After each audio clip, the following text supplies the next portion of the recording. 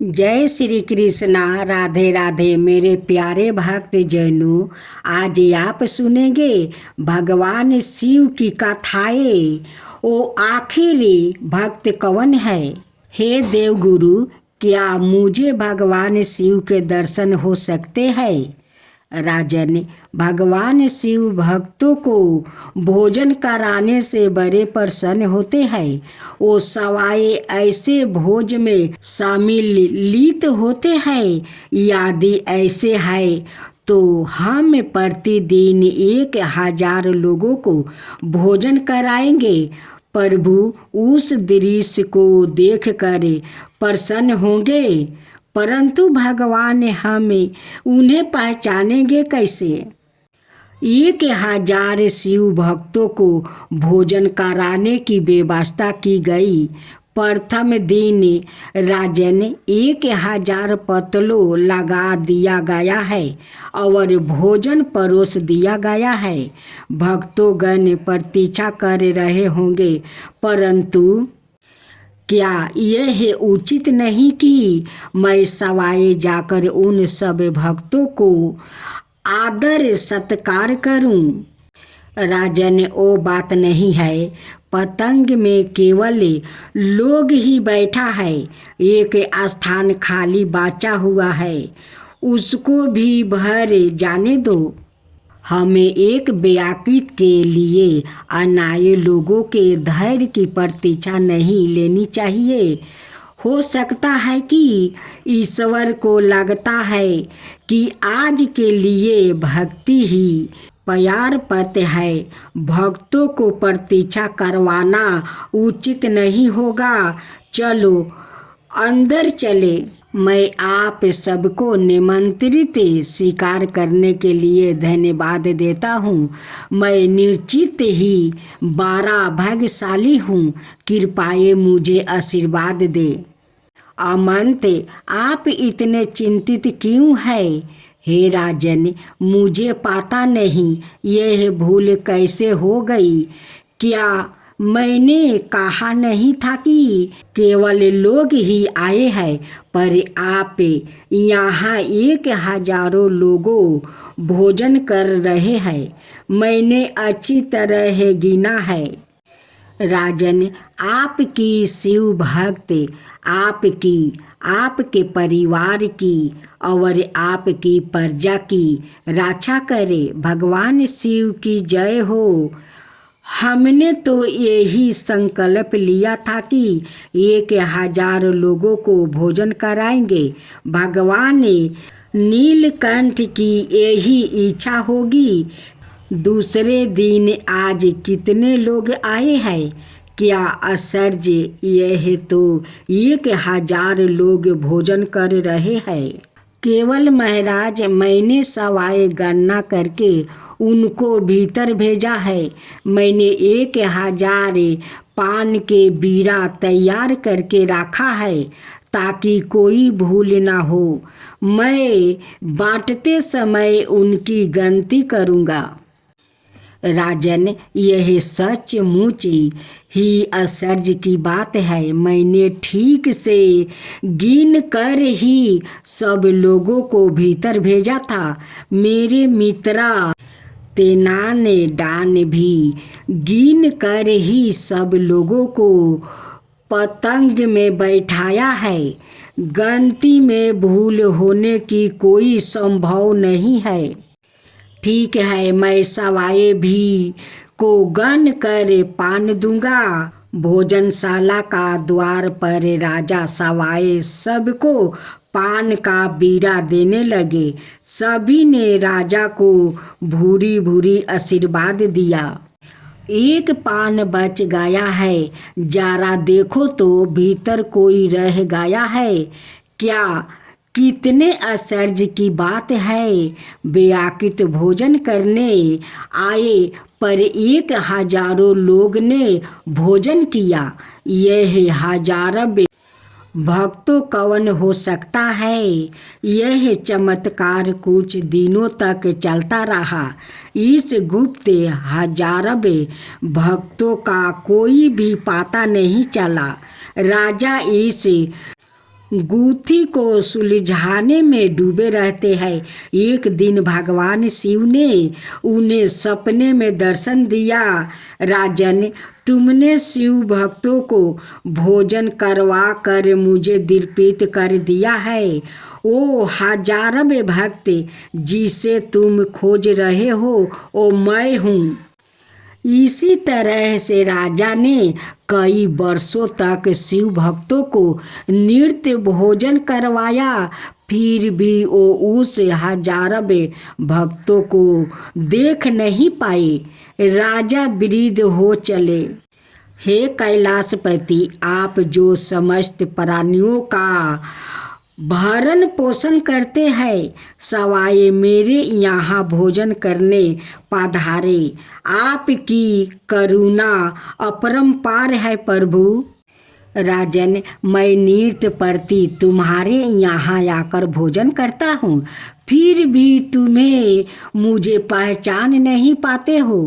भगवान हे सर्वव्यापी परमेश्वर, शिव भक्त यह जानकर कितने प्रसन्न होंगे कि उन्होंने नित्य आपके साथ भोजन किया है।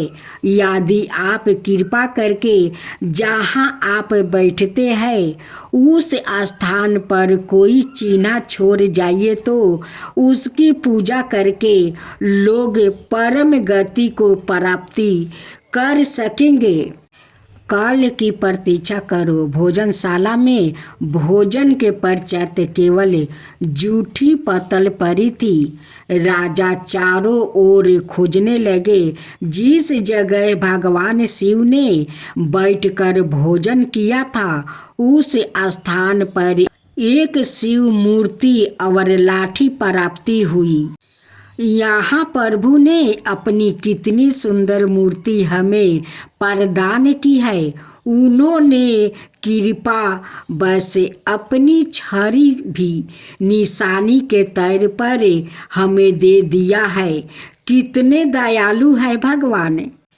भगवान शिव की यह स्वाभू मूर्ति आज भी मंदिर आकुर में विराजमान है। उसका नाम है हजारों में एक।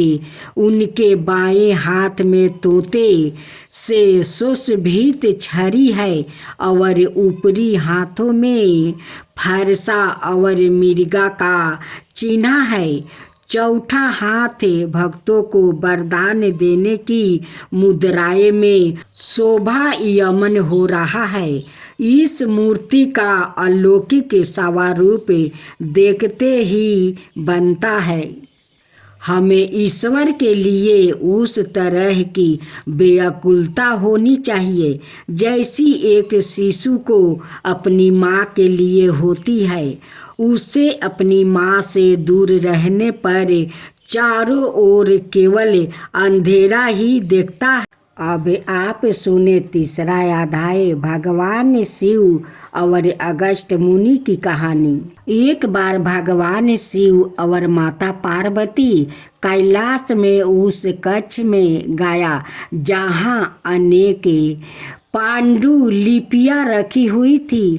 अगस्त्य मुनि उनके दर्शन करने के लिए आए थे। उन्होंने उन्हें भी अपने साथ ले लिया। हे महादेव, इन गर्तों में से बड़ी सुंदर महक आ रही है। किसकी खुशबू है? अगस्त्या, यह तामिल की खुशबू है। अगस्त्या, इन ग्रंथों में शामिल का व्याकरण शास्त्रों निहित है। मैं तुम्हें शामिल व्याकरण की शिक्षा दूंगा। तुम इन ग्रंथों को अपने साथ अध्ययन के लिए ले जा सकते हो। अगस्त्य, तुम दक्षिण दिशा में जाओ और इन शास्त्रों पर आधारित तामिल व्याकरण की रचना करो। तुम्हारे द्वारा तामिल भाषा का प्रचार और प्रसारण होगा और तुम्हें संसार तामिल ऋषि के नाम से जानेंगे। सब आपकी कृपा है प्रभु। भगवान आपकी कृपा से अवश्य ही ऐसा होगा। अगस्त ने भगवान शिव से दक्षिण में एक पवित्र नदी के लिए प्रार्थना की जिसमें वो पूजा अर्चना कर सके और श्रद्धालु भक्त स्नान करके पवित्र हो सके। प्रभु ने कावेरी का आह्वान किया जो कि 7 पवित्र नदियों में से एक है। कावेरी तुम अगस्त के साथ दक्षिण दिशा में लोक कल्याण हेतु जाओ। मैं माता कावेरी को अपने कमंडल में भूलक पर ले जाऊंगा। जैसी आपकी आज्ञा प्रभु। ठीक है। उचित समय पर कावेरी पृथ्वी पर सवाए प्रवाहित हो जाएगी। ओम नमः शिवाय। सूर्यपद नाम के असुर ने इंद्र को परास्त करके अमरावती पर कब्जा कर लिया और देवताओं को बंदी बना लिया। सूर्यपद से भयभीत हो इंद्र सिरकाली में जा छिपे। एक दिन नारद मुनि उनसे मिलने आए। इंद्र ने मुनि से अपनी व्यथा का वर्णन किया। मुनि वर मैं प्रतिदिन शिव पूजन करता हूँ पर वो उपवन जिससे मैं पूजा के पुष्प चुनता हूँ जल के अभाव में सूख गया है। कृपा इस उपवन की रक्षा का कोई उपाय बतलाइए। इंद्र देव आप श्री गणपति से प्रार्थना करें। वो कृपा करके आपको कावेरी नदी दान में दे देंगे जो कि इस समय अगस्त मुनि के कमंडल में निवास कर रही है। नारद का आदेश मानकर इंद्र ने गणपति की आराधना की। गणपति प्रसन्न हुए। उन्होंने एक कौवे का रूप धारण किया और गुंडगु पर्वत पर गया। वहाँ अगस्त मुनि ध्यान बस्ता बैठे हुए थे। वो कमंडल तो अगस्त के पास ही रखा हुआ है। मैं उसे चुपके से लुढ़का देता हूँ। रे बालक तू बड़ा शरारती है। रुक मैं अभी तेरे सिर पर एक चमटा लगाता हूँ। मेरे कमंडल को किसने गिराया? गणेश ने एक ब्राह्मण बालक का रूप धारण किया और मुस्कुराते हुए वहाँ प्रकट हो गया। अच्छा जरा ऐसा करके तो दिखाइए। जैसे ही अगस्त मुनि ने अपना हाथ उठाया उन्होंने देखा कि बालक के स्थान पर गणपति खड़े हैं। हे गणपति मैंने आपको पहचाना नहीं। मुझसे बड़ी भारी भूल हो गई है। पराचित के रूप में मैं सवाए ही अपने सिर पर चपटा लगाऊंगा। हे विनायक आप संसार के लोगों पर अकारण ही करुणा करते हैं। आपके समान अपने भक्तों के कष्टों का निवारण करने का इतना आग्रही कोई भी नहीं है।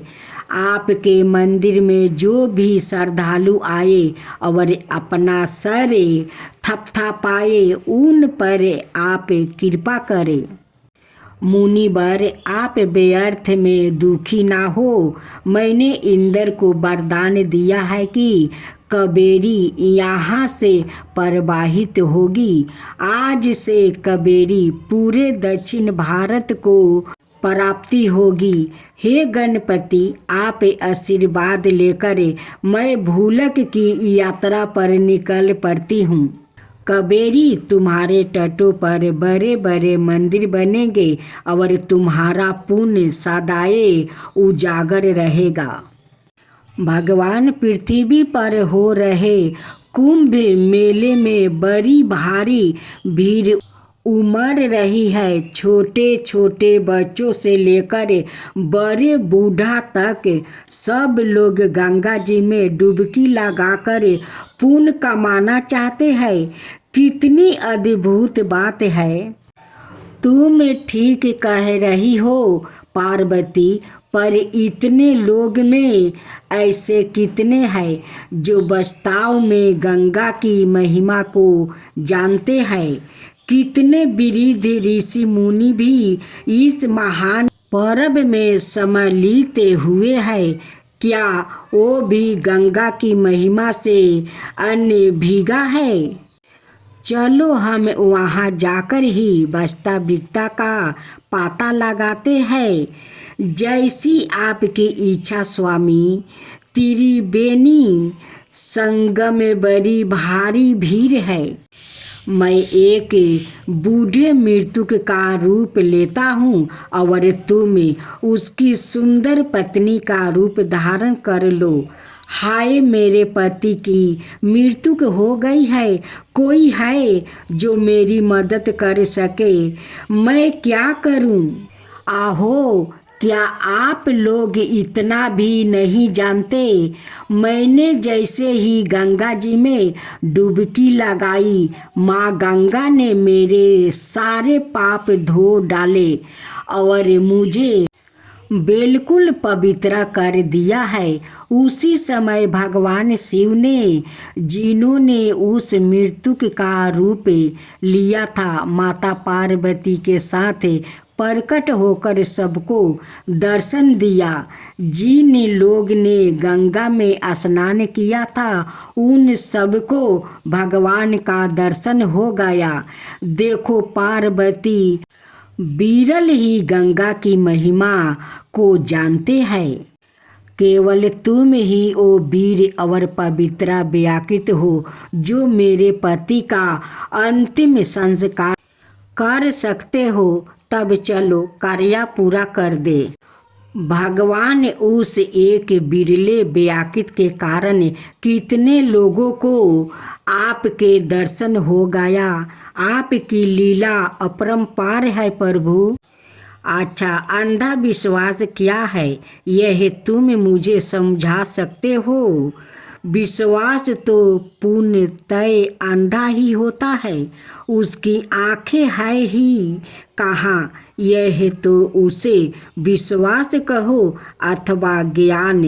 यह कैसा कह सकते हैं कि विश्वास कभी तो अंधा होता है और कभी आँखों सहित। अब आप सुने चंद्रमा द्वारा सोमनाथ की पूजा। दक्ष अपनी पत्नी असगिन के साथ हिमालय में राज करती थी। उनकी 50 कन्याएं थी। इनमें से 27 कन्याओं का विवाह उन्होंने चंद्रमा के साथ कर दिया। हे चंद्रमा, तुम इन सबसे बराबर प्रेम करना, सुखी रखना। पहले तो चंद्रमा अपनी सभी पत्नियों से बराबर का प्रेम करते थे, पर बाद में उनका झुकाव रोहिणी की तरफ होने लगा, जो अत्यंत सुंदर थी। इससे दक्ष की अनाय कन्याओं दुखी होने लगी। हमारे स्वामी हमारी उपेक्षा करवा रहे हैं, अब हम क्या करें? चलो हम सब चलकर पिता श्री से शिकायत करते हैं। दक्ष की पुत्रियां अपने पिता के पास अपनी शिकायत लेकर पहुंची। मेरी बच्चियों, तुम चिंता ना करो, मैं इस विषय में अपने दामाद से अवश्य बात करूंगा और तुम्हारे कष्ट का निवारण करूंगा। चंद्रमा, तुम केवल रोहिणी का ही ख्याल रखते हो और अपनी अनाय पत्नियों की उपेक्षा करवाते हो। यह उचित नहीं है। अपने को सुधारो। पर दक्ष द्वारा टोके जाने पर भी चंद्रमा ने अपना रवैया नहीं बदला। दक्ष की कन्या दोबारा रोते रोते अपने पिता के पास गई।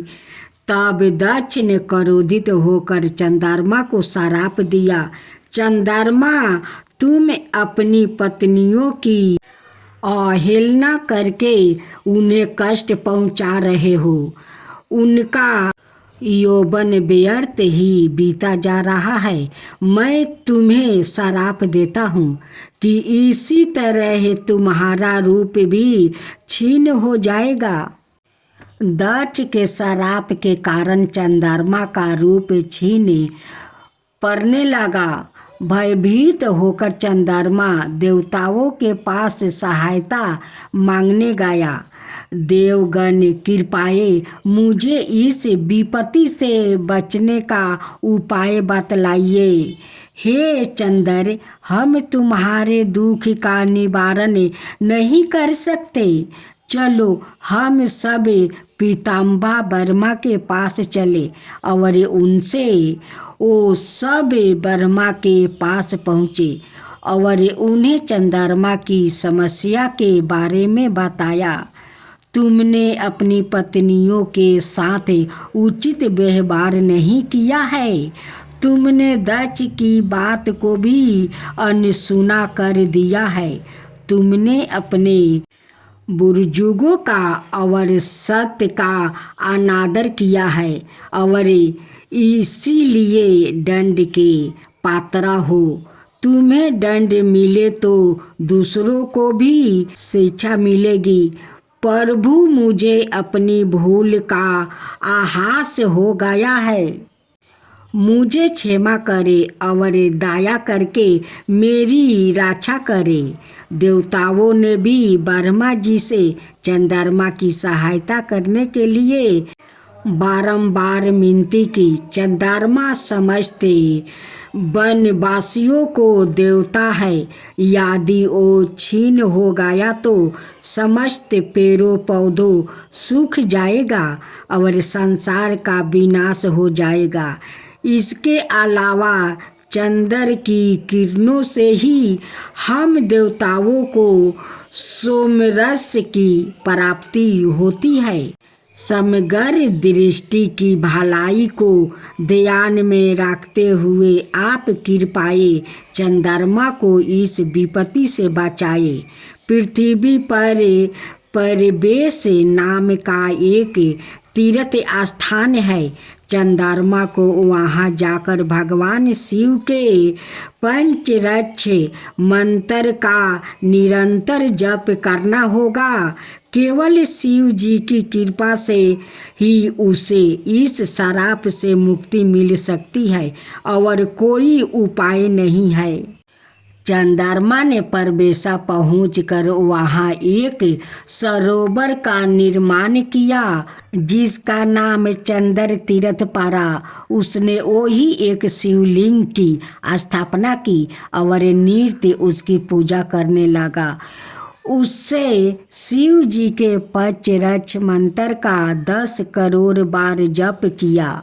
ओम नमः शिवाय, ओम नमः शिवाय, ओम नमः शिवाय। एक दिन करुणा निधान भगवान शिव चंद्रमा के उस श्राप का आधा भाग तुम्हें भोगना ही होगा। महीने के 15 दिनों तक तुम्हारा तेज छीन होगा और शेष 15 दिनों में वो वृद्धि को प्राप्ति होगा। हे चंद्रमा, स्त्री जाति को कष्ट देना एक बहुत बड़ा अपराध है। पुरुषों को चाहिए कि वो सर्वदा उनकी सेवा में संलग्न अपनी पत्नियों से सदा प्रेम पूर्वक व्यवहार करे। अच्छा है कि तुमने अपनी भूल को स्वीकार कर लिया है। बोलो क्या चाहते हो? भगवान, आपने कृपा करके मुझे इस श्राप से मुक्ति किया है। मैं आपसे प्रार्थना करता हूँ कि जो भी इस चंद्र तीर्थ में स्नान करके आपकी आराधना करे उसका भी सभी कष्ट इसी प्रकार दूर हो जाएगा। प्रभु कृपा करके मुझे दच के शराब से मुक्ति कर दे। शिव जी तथास्तु कह कर अंतर ध्यान हो गया। चंद्रमा का एक नाम है सोम, इसलिए परबेसा क्षेत्र में चंद्रमा द्वारा स्थापित शिवलिंग आज सोमनाथ के नाम से प्रसिद्ध है। इसी मान्यता है कि जो भी इस पवित्र तीर्थ में स्नान करके सोमनाथ की आराधना करते हैं उनकी समस्त विपत्तियों का नाश हो जाता है। सोमनाथ द्वादश ज्योतिर्लिंगों में से एक है। आज भी यह दिव्या सोमनाथ मंदिर लाखों श्रद्धालुओं की आस्था का केंद्र बना हुआ है। राधे राधे भक्तजनों, आज आप सुनेंगे मकर संक्रांति की व्रत कथा। मकर संक्रांति का पर्व देश भर में धूमधाम के साथ मनाया जाता है। इस दिन खिचड़ी, पोगल और बिहू भी बनाई जाती है। धार्मिक मान्यता है कि मकर संक्रांति के दिन गंगा स्नान और तिल जली करने से व्याकृत के समस्त पाप कट जाता है। वही पितरों का दर्पण करने से उन्हें मोक्ष की प्राप्ति होती है। कालांतर में राजा भागीरथ ने अपने पूर्वजों को मोक्ष दिलाने हेतु कठिन तपस्या की थी। उनकी तपस्या से प्रसन्न होकर माँ पार्वती धरती पर गंगा रूप में अवतरित हुई थी। इस वजह से राजा सागर के पुत्र को मोक्ष की प्राप्ति हुई थी। साथ ही अनाए पौराणिक कथाएं प्रचलित है। आइए जानते हैं। संतान धर्मी के ग्रंथों में निहित है कि वैदिक काल में भगवान श्री हरि का धरती पर अवतार हुआ था। उस समय के कपिल मुनि के रूप में धरती पर अवतरित हुए थे। कालांतर में भगवान गंगा सागर के समीप आश्रम में बनाकर तपस्या करने लगे। उन्हों दिनों राजा सागर की प्रसिद्धि तीनों लोकों में थी। सभी राजा सागर के परोपकार कार्य और पुण्य कर्मों की महिमा करते थे। यह देख राजा इंद्र बेहद क्रोधित हो और चिंतित हो उठे। सागर के राजा इंद्र को लगा कि अगर राजा सागर को नहीं रोका गया तो वो आगे चलकर स्वर्ग के राजा बन जाएगा। यह सोचकर राजा इंद्र ने राजा सागर द्वारा आयोजित यज्ञ हेतु अश्वा को चुरा कर कपिल मुनि के आश्रम के समीप बांध दिया। जब राजा सागर को अश्वा के चोरी होने की सूचना मिली तो उन्होंने अपने सभी पुत्रों को अश्वा ढूंढने का आदेश दिया। जब कपिल मुनि के आश्रम के बाहर अश्वा बांधा देखा तो राजा सागर के पुत्र ने कपिल मुनि पर अश्वा चुराने का आरोप लगाया। यह सुन कपिल मुनि क्रोधित हो उठे और उन्होंने तत्काल राजा सागर के सभी पुत्रों को भस्म कर पाताल भेज दिया। जब राजा सागर को यह बात पता चला तो वो कपिल मुनि के चरणों में गिर पड़े और उनके पुत्र को क्षमा करने की याचना की। हालांकि श्राप वापस नहीं लिया जाता है। अत कपिल मुनि ने उन्हें पुत्र को मोक्ष हेतु गंगा को धरती पर लाने की सलाह दी। तब राजा भगीरथ ने माता पार्वती की कठिन तपस्या की। इससे प्रसन्न होकर माता पार्वती गंगा रूप धारण कर धरती पर मकर संक्रांति के दिन अवतारित हुई।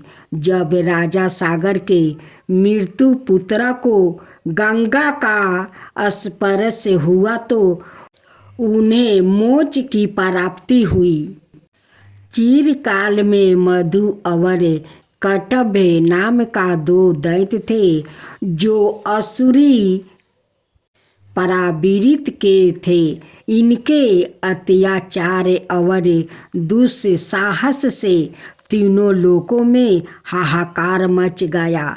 इसके बाद भगवान विष्णु जी ने दोनों को वध कर दोनों के धड़ को 2 विपरीत देश में फेंक दिया।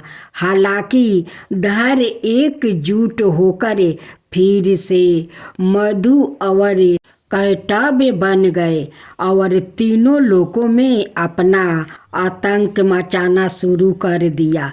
इसके बाद भगवान विष्णु जी ने आदि शक्ति का आह्वान किया और माँ दुर्गा ने दोनों का वध किया।